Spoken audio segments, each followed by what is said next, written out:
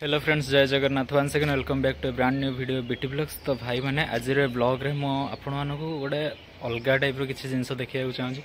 माने आम जो सनातन संस्कृति बिलंग करुचु, तो आमर आराध्य होउछंती प्रभु जगन्नाथ। तो आपण मैंने जानी थे कि ना मुझे जानी, किंतु मु जानी जगन्नाथ 24टा बेश अच्छी।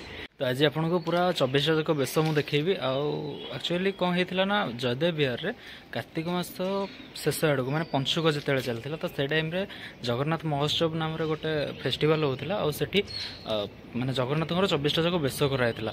विश्वास कर भाई, मुझे तो गला बेलू पलि किंतु जीवा पर जो नजारा था माने आमर आसिया को इच्छा होना। मुझे जहाँ भी देखिली तो से सब जिन आपने वीडियो देखा पाइबे। तो चलतु ए वीडियो स्टार्ट करवा, बाकी जहाँ शेष कथा। तो भाई फास्ट आसुची जगन्नाथ गजानन बेश। तो जो बेशटा कि ज्येष्ठ पूर्णिमा हुए, माने देवस्नान पूर्णिमा हाथी बेश जोड़ा, तो यहाँ से गुड़ा कहीं देन तापर रथयात्रा आसे। तो रथयात्रा पर बाहुड़ा यात्रा परदिन ही सुनाबेश हुए, माने आषाढ़ शुक्ल एकादशी आ वर्षक सुनाबेशटा 5 थर हुए। तो हुए तो केत किए मंदिर गला सुनाबेश भी देखी थे। देखो जगह केमती देखा।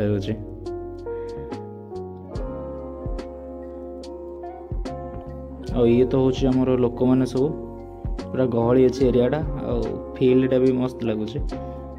ये हूँ जगन्नाथ बलभद्र बनभोजी बेश। मैंने जिते कृष्ण और बलराम जाते बनभोजी करने, तो हाथ में बाड़ी नहीं कि जाती ना बन को गले, से देखो दी जन हाथ में 2टा बाड़ी रखाई।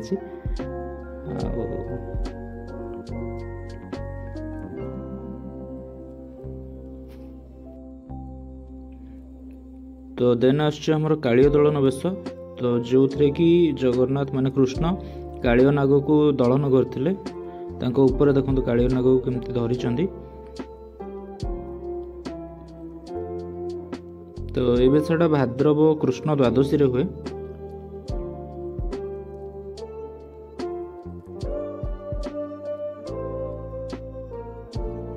देन ये सर जाऊँ। देन आस प्रलम्बासुर बध बेश।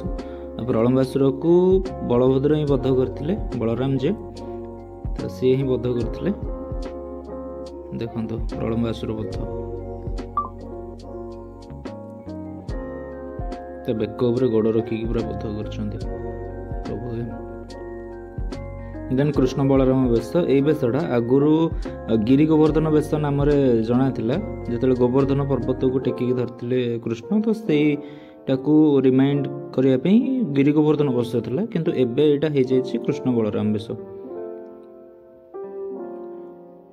तो देन आस बामन बेश। बामन को तो समस्ते जानी बामन देव को, जे कि 3 पाद भूमि मागिकी पूरा स्वर्ग मर्त्य पाताल 3 पुर को ही कब्जा कर देते, आ बलि को पाताल को चापी देते। तो यहाँ भाद्रव शुक्ल त्रयोदशी करा जाए। भाई देखु ए बेश को भाई कौन लगुच 3 ठाकुर पूरा अलग प्रकार लगुच। तो यहाँ हूँ राधा दामोदर बेश। आश्विन शुक्ल एकादशी कार्तिक शुक्ल दशमी जाए यहाँ कराए। जो राय दामोदर पूजा जो करते कार्तिक मास विधवा स्त्री लोक मैंने, तो से बेशटा कराए।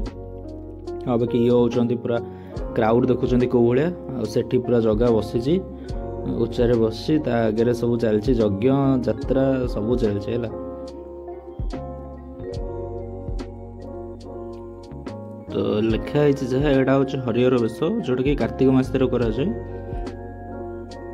देखु ये होती हरिहर, माने हरि उपर हरंकर जो चित्र कराई, बाकी हरंक उपर भी हरिंकर अर्धचंद्र कराई, जो अधा कुंडलटा तांकर कराई। तो ये लक्ष्मी नारायण बेश। देखो यहाँ हूँ लक्ष्मी नारायण बेश। माँ महालक्ष्मी बसुँच तले ठिया खिया बेश, ठिया किया बेश। अच्छा मुझे जानी। यहाँ हूँ बांकचूड़ बेश। कार्तिक शुक्ल द्वादशी पंचुक ही बेश कराए बांकचूड़ बेश। जगन्नाथ के ना देखुं। यहाँ देखो पुणी लक्ष्मी नारायण बेश, डाड़िकिया बेश। से ठिया किया बेश, हूँ डाड़िकिया बेश। मैंने जगन्नाथ हाथ में पूरा शंख चक्र मुसल सब हल मुसल लंगल से गुड़ा सब फायदे। ये हूँ बेश बहुत दुर्लभ। आ जो मैंने भी न देखीच मो कहूँ भाई मो भिडियो ही तुम देखी दियो नागार्जुन बेश सेतिकी जार भाग्य थाए सेतिकी जे धर्म करे ताकू माने दृश्य हुए।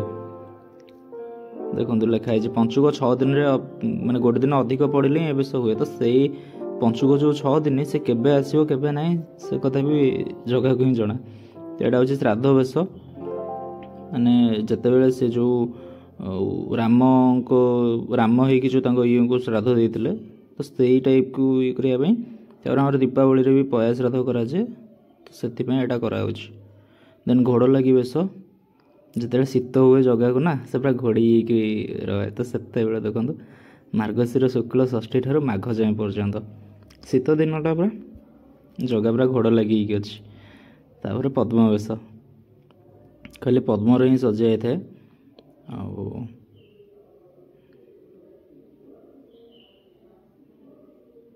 देखो कि सुंदर।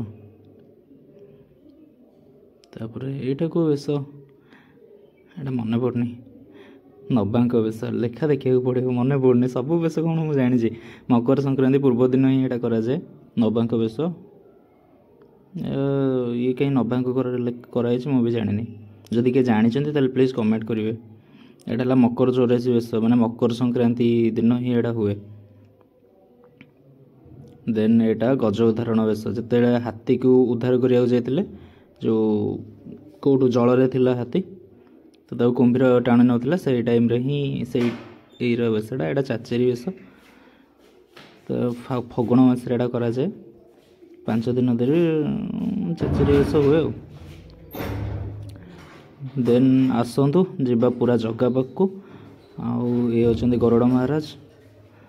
तो जगह पाखु आसिक यांकु दर्शन न कले धर्म मिलनी। देन देखो ये हूँ आम जगह।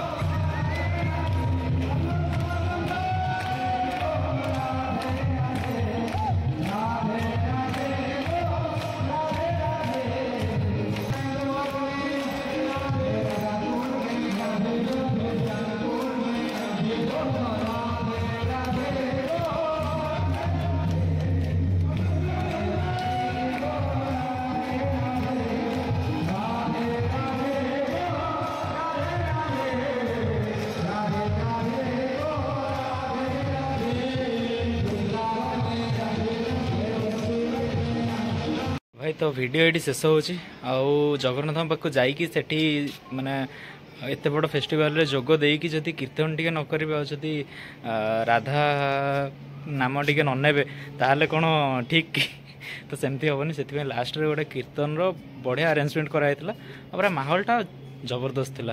तो आई होप कि नेक्स्ट ईयर भी यही प्रोग्रामटा करावा नेक्स्ट ईयर से जमी जबी।